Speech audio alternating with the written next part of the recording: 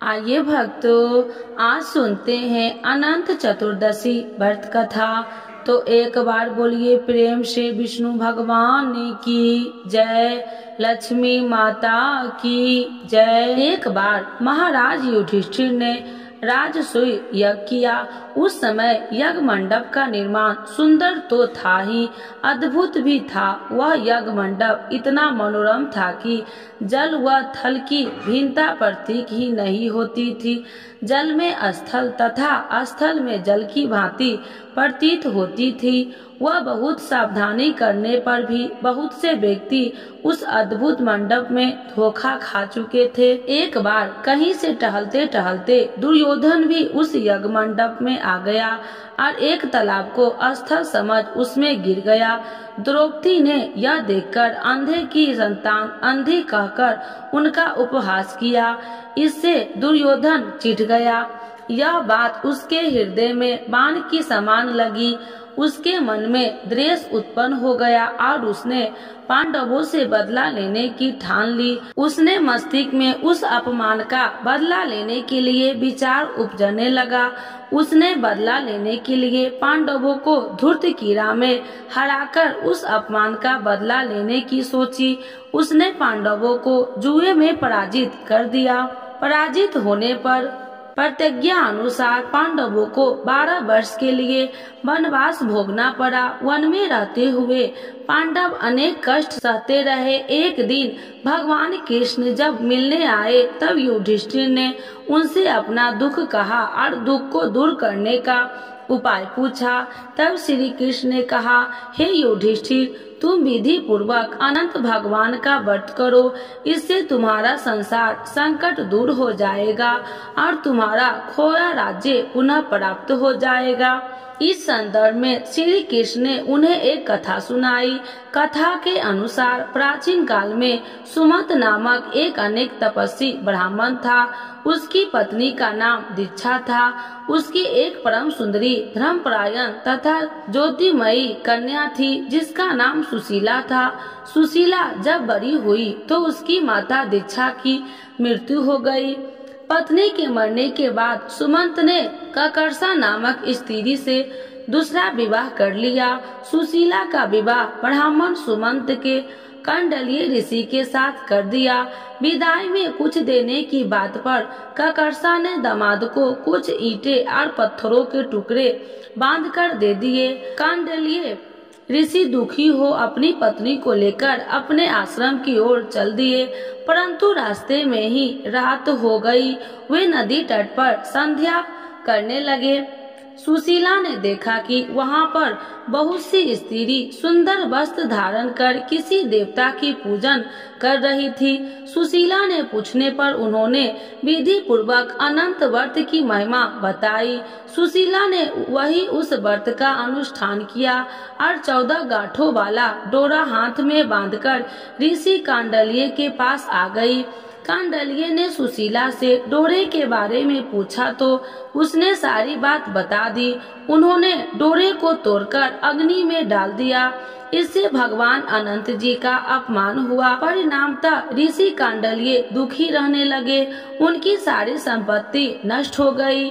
उस दरिद्रा का उन्होंने अपनी पत्नी से कारण पूछा तो सुशीला ने अनंत भगवान का डोरा जलाने की बात कही। तत्पश्चात करते हुए ऋषि कांडल्य अनंत डोरे की प्राप्ति के लिए वन में चले गए। वन में कई दिनों तक भटकते भटकते निराश होकर एक दिन भूमि पर गिर पड़े।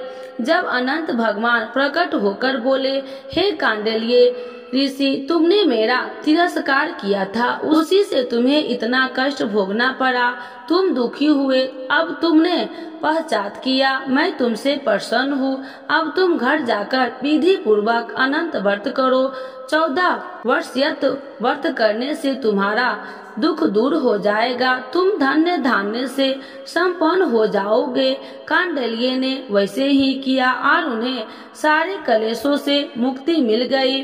श्री कृष्ण की आज्ञा से युधिष्ठिर ने भी अनंत भगवान का व्रत किया, जिसके प्रभाव से पांडव महाभारत के युद्ध में विजय हुए तथा चिरकाल तक राज्य करते रहे। तो एक बार बोलिए प्रेम से विष्णु भगवान की जय, लक्ष्मी माता की जय। श्री हरि को प्रसन्न करने के लिए जाने पूजा विधि। सनातन धर्म के लोगों के लिए भगवान विष्णु को समर्पित अनंत चतुर्दशी के व्रत का खास महत्व है, लेकिन इस बार अनंत चतुर्दशी व्रत की तिथि को लेकर कन्फ्यूज बनी हुई है। चलिए जानते हैं इस दिन साल 16 या 17 सितंबर किस दिन चतुर्दशी का व्रत रखा जाएगा। इसी के साथ आपको श्री हरि को प्रसन्न करने की पूजा विधि के बारे में भी जानेंगे। भगवान विष्णु की पूजा के लिए अनंत चतुर्दशी के दिन का खास महत्व है। इस दिन व्रत रखने से अनंत पुण्य की प्राप्ति होती है। वैदिक पंचांग के अनुसार हर साल भाद्रपद माह की शुक्ल पक्ष की 14वीं तिथि के दिन अनंत चतुर्दशी का व्रत रखा जाता है। देश के कई राज्यों में अनंत चतुर्दशी को अनंत चौदस के नाम से भी जाना जाता है। इस दिन भगवान विष्णु की पूजा करने के साथ साथ गणेश जी की मूर्ति का विसर्जन भी किया जाता है। चलिए जानते हैं इस बार 16 सितंबर 2024 या 17 सितंबर 2024 में किस दिन अनंत चतुर्दशी का व्रत रखा जाएगा। अब आइए जानते हैं अनंत चतुर्दशी कब है। 2024 में साल 2024 में अनंत चतुर्दशी का व्रत 17 सितंबर को रखा जाएगा। इस शुभ दिन भगवान विष्णु के साथ साथ देवी यमुना और माता शेषनाग की पूजा भी की जाती है। धार्मिक मान्यताओं के अनुसार अनंत चतुर्दशी के दिन पूजा करने से जीवन के सभी कष्ट नष्ट हो जाते हैं, साथ ही इच्छाओं की पूर्ति होती है। अनंत चतुर्दशी के दिन अनंत सूत्र बांधना भी जरूरी होता है, जिसे पूजा के दौरान भगवान विष्णु की उपस्थितियां का प्रतीक माना जाता है। अनंत सूतों में 14 गांठ होती है जो 14 लोकों को दर्शाती है। इसके अलावा अनंत चतुर्दशी की पूजा किसी पवित्र नदी के समीप करना चाहिए। अब आइए जानते हैं अनंत चतुर्दशी की पूजा कैसे करें, किस विधि से करें। अनंत चतुर्दशी के दिन सूर्योदय से पहले उठे, स्नान आदि कार्य करने के बाद शुद्ध कपड़े धारण कर ले, व्रत का संकल्प ले ले। किसी पवित्र नदी के घाट के किनारे या मंदिर में एक छोटा सा चौकी रखे, उस पर भगवान विष्णु की शेषनाग की सैया पर लेटे वाली मूर्ति या तस्वीर की स्थापना करे। एक डोरा ले, उसमें 14 बार गांठें बांधे, उस डोरे को भगवान के पास रख दे। इस दौरान ओम अनंताय नमः मंत्र का जाप करे। पुरुष दाहिने हाथ में और स्त्री बाएं हाथ में कलावा बांधे। अनंत चतुर्दशी व्रत की कथा पढ़े या सुने। भगवान विष्णु के साथ माता लक्ष्मी की भी पूजा करे, उन्हें फल फूल और अक्षत चढ़ाए। भगवान विष्णु और माता लक्ष्मी की आरती करे। अंत में ब्राह्मणों को भोजन करवाकर पूजा का समापन करे। तो एक बार बोलिए प्रेम से विष्णु भगवान की जय, लक्ष्मी माता की जय। अब आइए जानते हैं अनंत चतुर्दशी पर कर ले ये खास उपाय, तमाम तरह की परेशानियां दुख रहेगी दूर। हिंदू पंचांग के अनुसार हर साल भाद्रपद माह की शुक्ल पक्ष की चतुर्दशी पर अनंत चतुर्दशी का पर्व मनाया जाता है। इस दिन गणपति बप्पा को भी विसर्जन किया जाता है। इसी के साथ यह तिथि भगवान विष्णु की पूजा अर्चना के लिए भी विशेष मानी गई है। ऐसे में यदि आप इस दिन पर कुछ खास उपाय करते हैं तो इससे आपके जीवन की कई समस्याओं से छुटकारा मिल जाता है। अनंत चतुर्दशी शुभ मुहूर्त भाद्रपद माह के शुक्ल पक्ष की चतुर्दशी तिथि का 16 सितंबर 2024 को दोपहर 3:10 पर हो रहा है। वही इस तिथि का समापन 17 सितंबर को सुबह 11:44 पर होगा। ऐसे में उदया तिथि के अनुसार अनंत चतुर्दशी मंगलवार 17 सितंबर को मनाई जाएगी। इस दौरान पूजा का शुभ मुहूर्त अनंत चतुर्दशी पूजा मुहूर्त सुबह 6:07 से सुबह 11:44 तक रहेगा। अनंत चतुर्दशी के दिन जरूर करें ये काम। अनंत चतुर्दशी पर अनंत सूत्र बांधना काफी शुभ माना जाता है। इस सूत्र में 14 गांठ लगाई जाती है। इस दिन विधिवत पूजा अर्चना करने के बाद इस सूत्र को अपनी कलाई पर जरूर बांधे।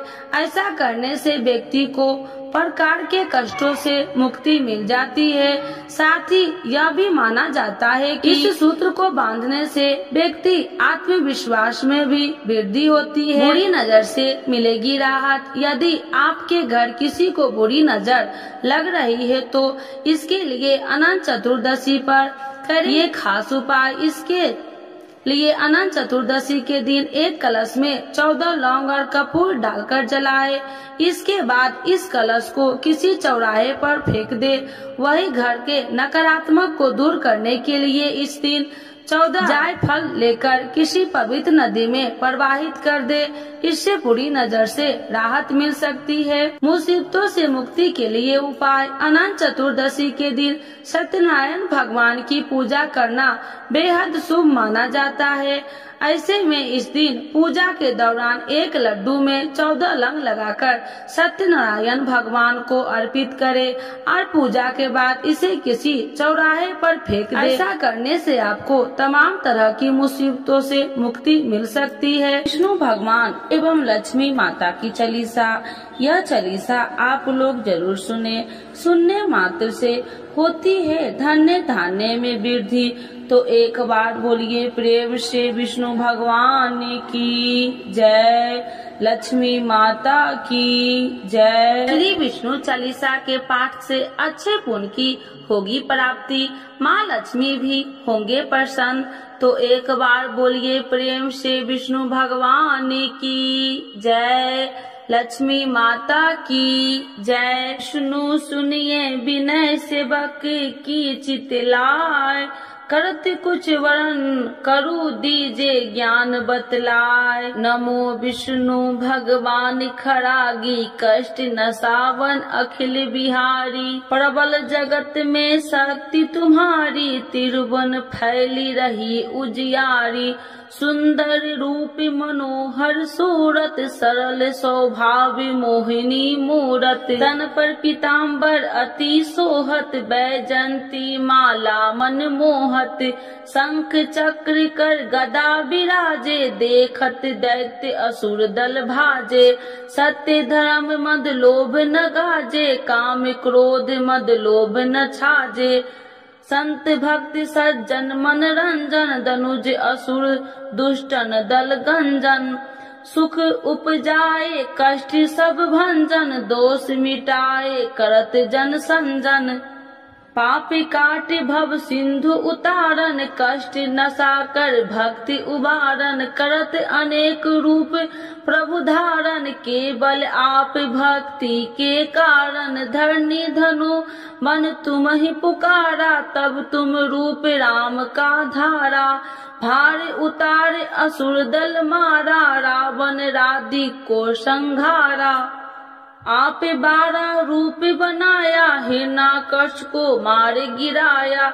धर्म तेतन सिंधु बनाया, 14 रतन को निकलवाया। अमिलेख असुरन दुत मचाया, रूप मोहिनी आप दिखाया। देवन को अमृत पान कराया, असुरन को छवि से बहलाया। कूर्म रूप धर सिंधु मचाया, मंदाचल गिरि तुरंत उठाया। शंकर का तुम फंद छुड़ाया, भस्मासुर को रूप दिखाया। देवन को जब असुर डुबाया, कर प्रबंध उन्हें ढूढ़वाया। मोहिनी बनकर खलगी मचाया, उसे ही कर में भस्म कराया असुर जलंधर अति बलदाई, शंकर से उनकी लड़ाई, हार पार शिव शंकर बनाई, किन शक्ति से छल खल जाई, सुमरन किन तुम्हें शिव रानी, बतलाई सब विपत्ति कहानी, तब तुम बने मोहिनी चर ज्ञानी, वृंदा की सब सुरति भुलानी, देखत तीन धनुज सौतानी, वृंदा आए तुम्हें लपटानी, हो स्पर्श धर्म क्षतिमानी, अन्ना असुर उजिब सौतानी, तुमने ध्रुव प्रहलाद उबारे,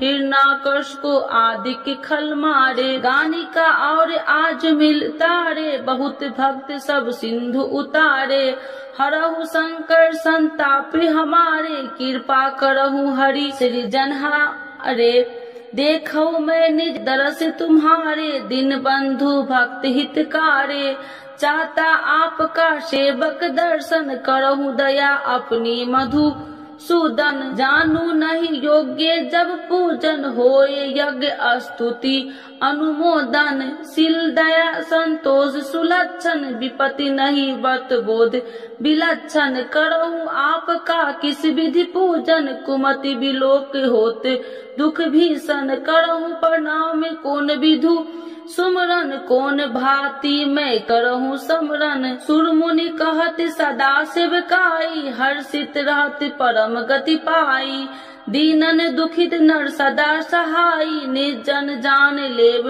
अपनाई, पाप दोष संताप नसावो, भव बंधन से मुक्ति कराओ, सुत संपत्ति दे सुख उपजाओ, निज चरण का दास बनाओ, निगम सदा ये विनय सुनाबे, पढ़े सुने जो जन सुख पावे। तो एक बार बोलिए प्रेम से श्री विष्णु भगवान की जय, लक्ष्मी माता की जय। मातु लक्ष्मी करी कृपा, करो हृदय में वास, मनोकामना सिद्ध करी परहु मेरी आस, यही मोर अरदास, हाथ जोड़ विनती करूं, सब विधि करूं सुबास, जय जननी जगदम्बिका, सिंधु सुता में सुमरो तो ही, ज्ञान बुद्धि विद्या दो मोहि, तुम समान नहीं कोई उपकारी, सब विधि परहु